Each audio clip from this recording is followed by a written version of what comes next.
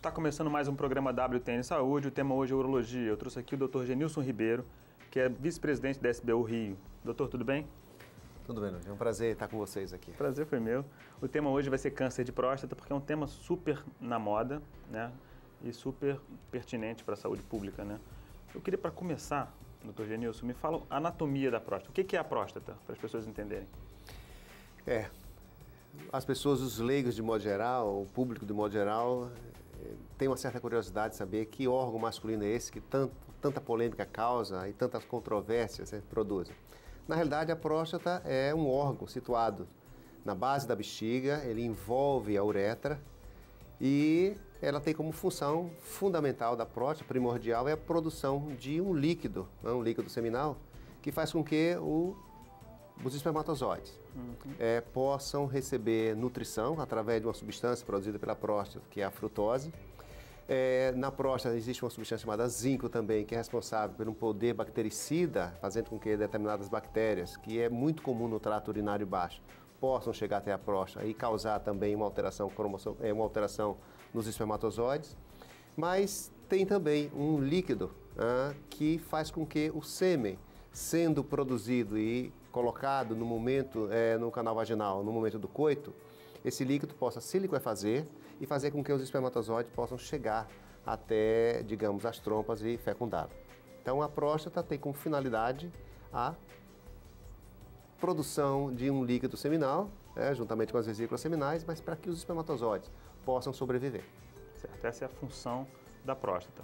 Me mostra mais ou menos a posição da próstata, por que a relação entre o reto, por que do toque retal? Isso é muito comum.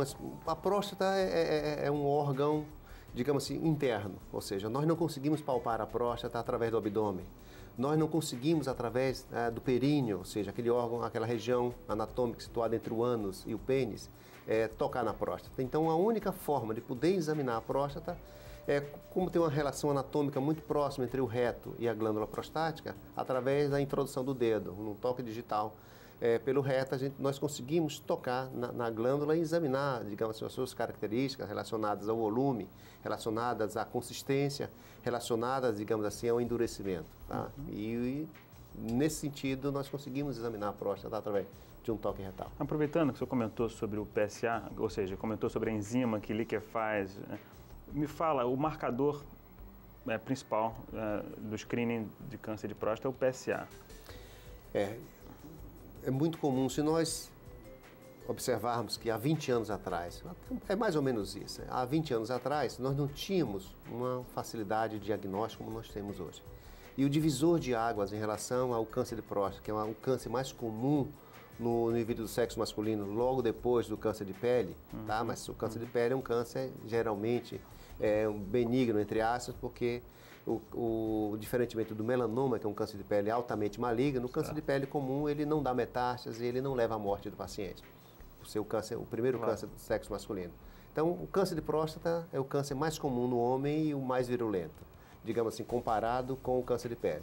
Então, nesse sentido, o câncer de próstata tem aumentado consideravelmente nos últimos tempos. Há uma discussão se o câncer de próstata nós estamos diagnosticando muito ou se realmente a incidência do câncer de próstata tem aumentado.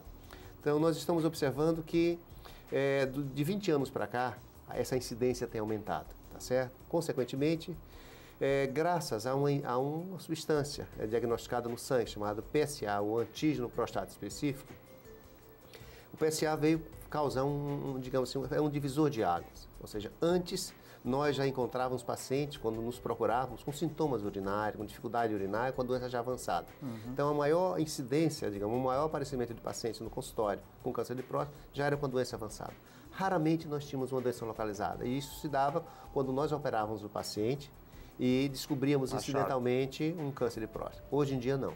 Graças ao PSA, ou seja, essa substância produzida pela próstata, e ela, digamos assim, tem uma especificidade muito grande em relação à glândula prostática. Claro que pode acometer outras áreas do corpo humano, mas uma quantidade ínfima que não é levada em consideração. Então, basicamente, a concentração do PSA se dá justamente na glândula prostática. E isso nos facilitou. No início, nós acreditávamos que o PSA serviria para monitorizar um paciente tratado, mas hoje em dia nos ajuda exatamente a fazer um diagnóstico precoce da doença. Como é que é a melhor maneira, qual é o melhor método de diagnóstico do câncer da próstata? Normalmente, o paciente que nos procura no consultório, ele ouviu na mídia, em algum lugar ele leu, um vizinho comentou, a própria mulher tem ouvido e forçado ele a procurar um urologista, tá certo? Normalmente nós aconselhamos, como o câncer de próstata é muito comum nos últimos tempos, é necessário que o paciente, depois dos 40 anos de idade, se ele tiver uma história familiar sugestiva, ou seja, teve um paciente, um pai, um irmão, um avô, alguém consanguíneo, né? Consanguíneo, parente consanguíneo que teve um câncer de próstata, então esse paciente, depois dos 40 anos de idade, tem que procurar um urologista para fazer a sua avaliação anual. Ou se ele for da raça negra, porque o indivíduo da raça negra tem uma chance maior do que da raça branca e da raça amarela de ter um câncer de próstata. E, fora isso, depois dos 40 anos de idade, se ele não for negro, ou se ele não tiver um parente consanguíneo que tenha tido um câncer de próstata... Depois de 45 anos de idade. Depois de 45 anos de idade. Então, nesse sentido, quando um paciente nos procura, nós fazemos uma história clínica dele, conversamos sobre o paciente, até porque a avaliação prostática faz com que nós observamos outras características do homem. Em relação à disfunção sexual erétil, digamos, a avaliação de outros órgãos, por exemplo, a avaliação da genitália. Nós examinamos, muitas vezes medimos a pressão arterial do paciente, tá certo? E com isso nós fazemos uma avaliação generalizada. Acaba sendo um check-up urológico, né? Exatamente. Então a ideia é de que o paciente, o urologista, seja o médico do homem. Então nós o avaliamos como um todo. E nesse sentido, voltando à sua pergunta inicial, nós fazemos basicamente, além da história clínica, nós fazemos um exame físico do paciente, toque retal, como nós já citamos anteriormente, e pedimos uma substância chamada PSA. Tá? Nós já comentamos também.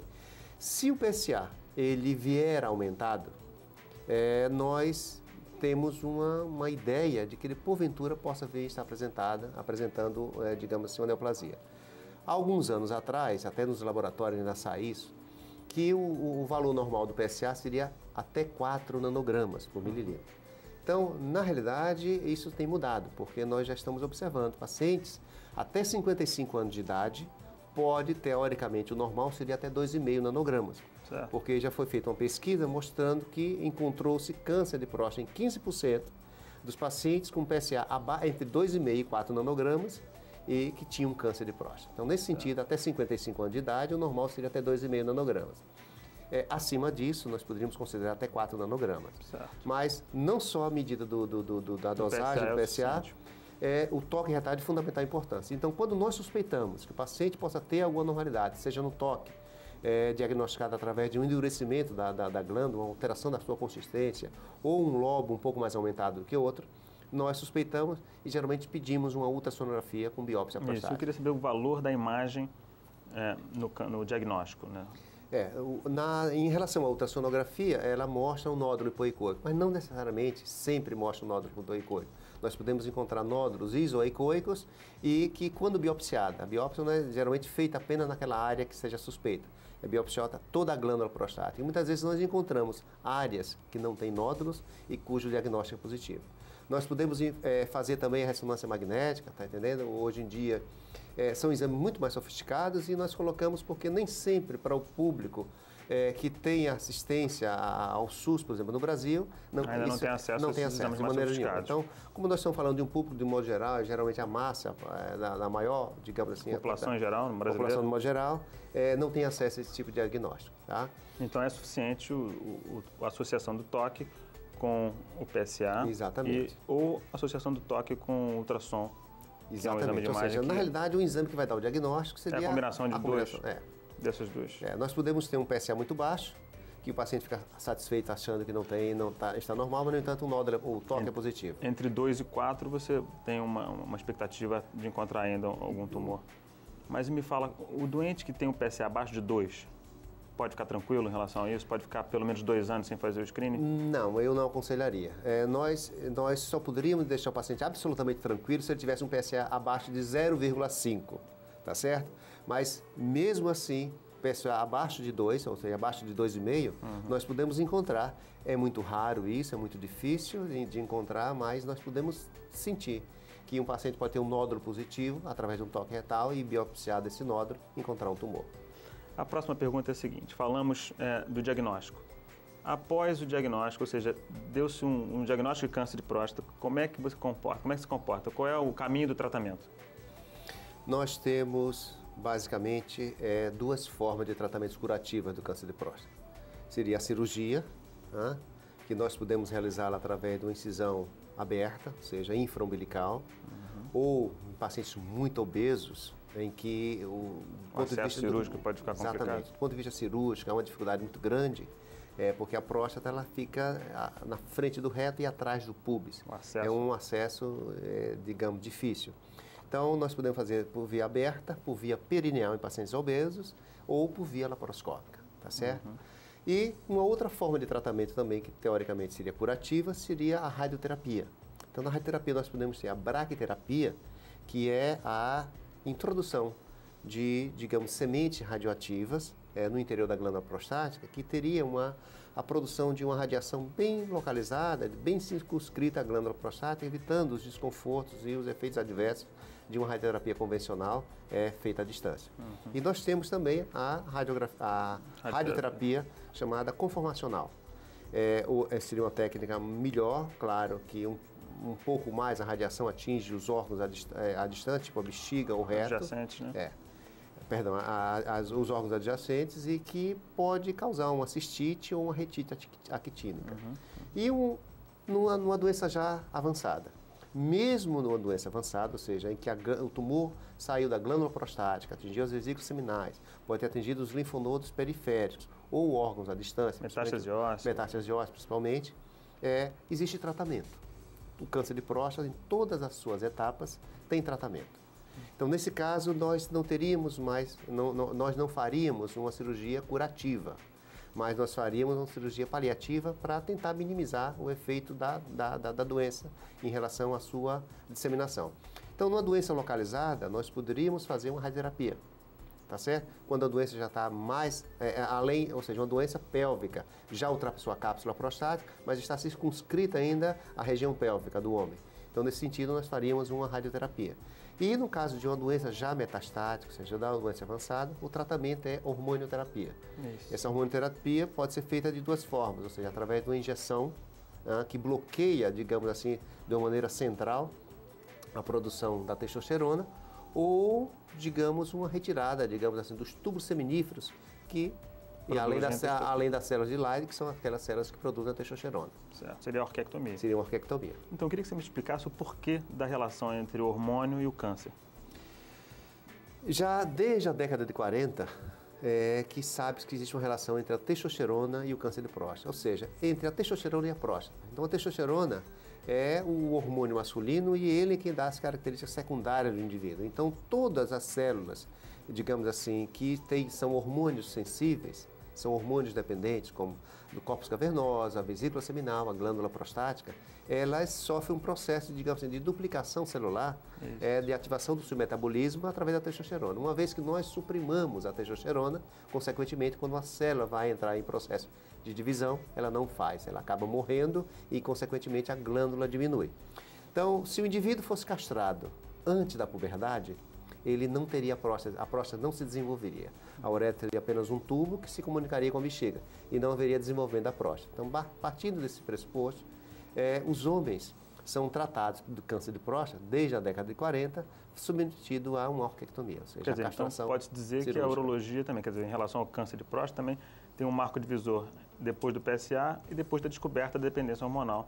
Exatamente. Né, do câncer em relação ao hormônio masculino. E a gente só utiliza o bloqueio androgênico em casos avançados por causa da sequela, né? A sequela do homem com bloqueio hormonal. Exatamente. Existe, claro, que existem os inconvenientes de uma supressão hormonal brusca, tá certo? Normalmente o homem não chega à andropausa como a mulher chega.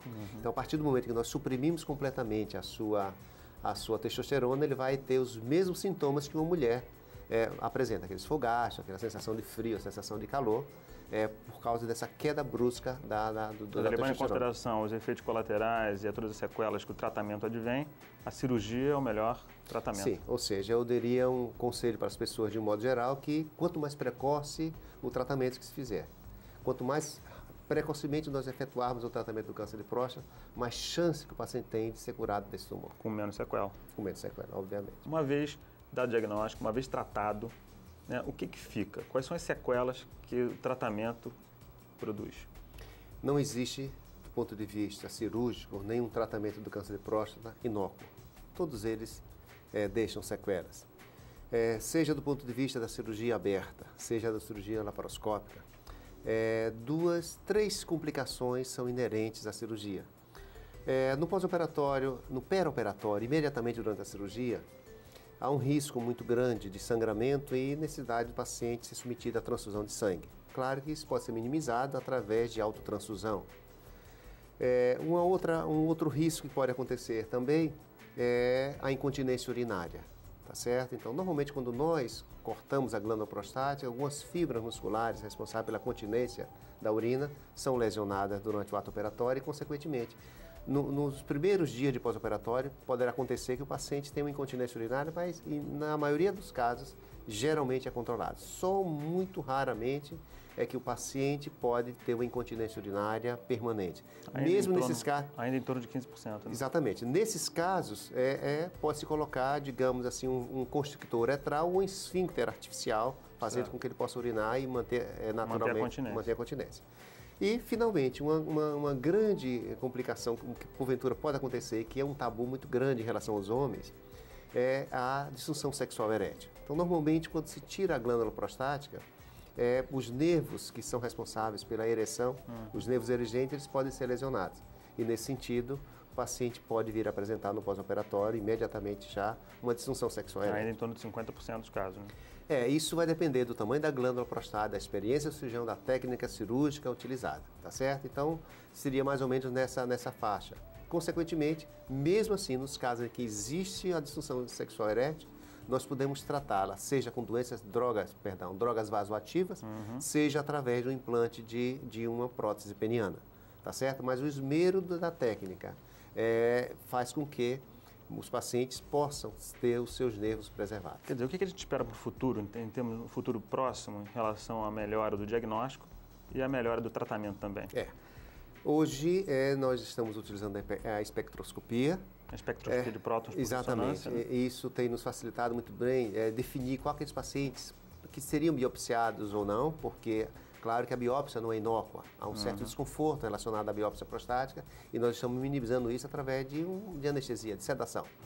Seda-se o paciente, pode fazer a biópsia, tirar vários fragmentos, 12, 14, 16. Mas com a espectroscopia, então, você evitaria uma biópsia desnecessária. Exatamente. E outra coisa também que nós prevemos, ou seja, fatalmente irá acontecer, com o desenvolvimento da biologia molecular, nós estamos cada vez mais tendo conhecimento profundo acerca digamos assim, das moléculas relacionadas à próstata. Né?